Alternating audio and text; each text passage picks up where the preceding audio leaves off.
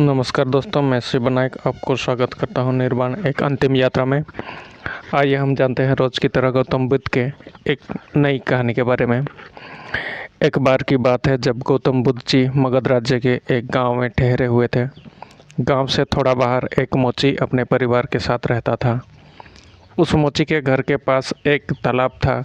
एक दिन रोज की तरह सुबह मोची तालाब के किनारे पानी लेने गया। वहाँ उसने तालाब में एक बहुत ही अद्भुत पुष्प देखा। वो पुष्प देखने में बहुत सुंदर ही था और चमत्कारिक भी प्रतीत हो रहा था। मोची ने तुरंत ही अपने पत्नी को बुलाया और वो पुष्प उसे दिखाया। मोची की पत्नी आध्यात्मिक और धर्म में आस्था रखने वाली थी। वो पुष्प को देखते ही समझ गई कि जरूर कल यहाँ से गौतम बुद्ध जी गुजरे होंगे। उन्हीं के प्रताप से वो पुष्प खिला होगा। पुष्प को चमत्कारिक मानकर मोची ने एक योजना बनाई। उसने अपनी योजना के बारे में पत्नी को बताया कि वो इस पुष्प को राजा को देगा और उससे खूब सारी स्वर्ण मुद्राएं भी लेगा।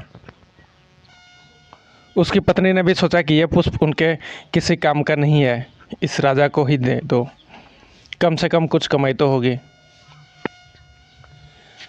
पत्नी की सहमति के बाद मोची राजमहल की ओर निकला। राजमहल के रास्ते में उसे एक व्यापारी मिलता है। मोची के हाथ में पुष्प देखकर वो रुक जाता है। वो मोची से पूछता है कि भाई, ये पुष्प लेकर कहाँ जा रहे हो?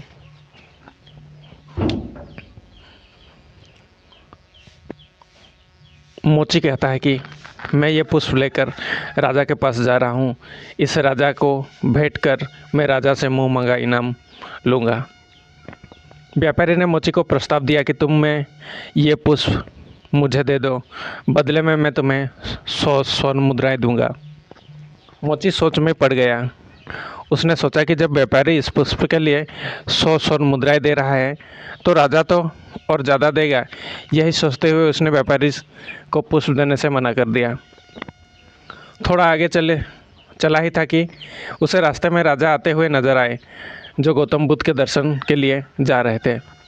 राजा भी मोची के हाथ में वो दिव्य पुष्प देखकर अचंभित हो गए। राजा ने मोची को पुष्प बदले 1000 स्वर्ण मुद्राएं देने के लिए कहा। यह सुनते ही मोची के मन में एक अजीब सी चेतना आई और वो राजा को पुष्प न देकर दौड़ता हुआ सीधे महात्मा बुद्ध के पास जा पहुंचा। महात्मा बुद्ध जी मोची को देखकर हैरत में पड़ गए। उन्होंने मोची से पूछा तो मोची ने उन्हें सारी बात बताई। इसके बाद मोची ने वो पुष्प महात्मा गौतम बुद्ध के चरणों में अर्पित कर दिया और उनसे कहा कि पहले तो मेरे मन में पुष्प को देखकर लालच आ गया था, लेकिन अब मैं समझ गया हूँ कि जिसकी छाया पड़ने से ही एक पुष्प इतना दिव्य हो गया हो, अगर उसकी शरण में चला जाऊँ तो मेरा जीवन भी धन्य हो जाएगा। उसके बाद वो आजीवन महात्मा गौतम बुद्ध के शिष्य बनकर रहा। कहानी की सीख ये थी, कहानी में हमें सिखाया कि हमारी ज़िंदगी में हमें बहुत से चीज़ें अपनी तरफ आकर्षित करती है, लेकिन हमें उनके लालच में ना पड़कर अपने ज्ञान को प्रयोग करके जीवन में सही राह को चुनना चाहिए। धन्यवाद दोस्तों, यह कहानी आपको ज़रूर ही कुछ सीख दिया होगा। अगर ऐसा है तो वीडियो को लाइक करें ताकि यह दूसरे लोगों तक भी पहुंच सके और उनको भी कुछ मिल सके आपकी तरह।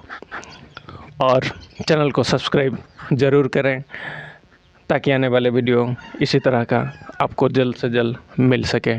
धन्यवाद।